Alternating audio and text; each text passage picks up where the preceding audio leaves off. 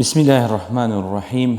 Rrëshqitja çarja e tokës. Pejgamberi Muhammed alayhi salatu wasalam, paqja qoftë mbi të, përmendi në një hadith autentik se një nga shenjat e mëdha para ditës së gjykimit do të jenë 3 rrëshqitje të mëdha të tokës: një në lindje, një në perëndim dhe një në gadishullin arabik. Një rrëshqitje toke në tema të përgjithshme është kur një pjesë e tokës e shembet dhe rrëshqet poshtë për shkak të forcave natyrore si shiu ose termeti. Por ngjarjet që përshkroi Muhamedi alayhi salatu wasalam për te kësaj janë fjala arabe e përdorur qasfi referohet vetë tokës, errët që qahet dhe përpin gjithçka në rrugën e saj, njerëz, ndërtesa, tokë, dhe pastaj mbyllet sikur asgjë të mos ketë ndodhur. Këto nuk do të jenë thjesht katastrofa natyrore, ato do të jenë ngjarje të frikshme, mbi natyrore, që nuk lën asnjë gjurmë pas. Qëllimi i tyre do të jetë i qartë, një paralajmërim nga Allahu për njerëzimin. Ato do të ndihen në të gjithë botën, duke i bërë ato shenja të mëdha, jo ngjarje të zakonshme. Hadithi nuk specifikon saktësisht te ku, në lindje apo perëndim, të ndodhin këto rrëshqitje tokë. Kjo paqartësi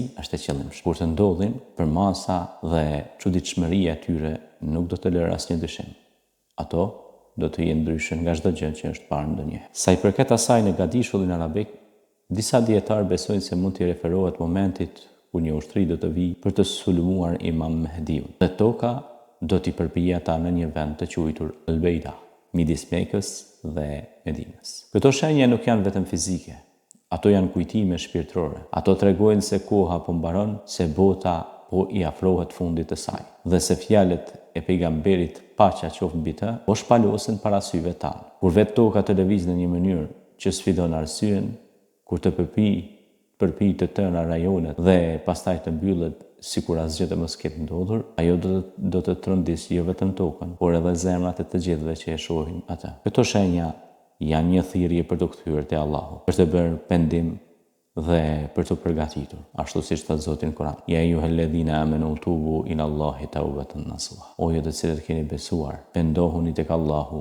me një pendim të sinqert, sepse sapo ato të shfaqen, rruga e pendimit mund të ndërpritet. Andaj pendohuni dhe kthehuni tek Krijuesi. Allahu na mbrojt dhe na mbajt në rrugë të drejtë, siratal mustaqim.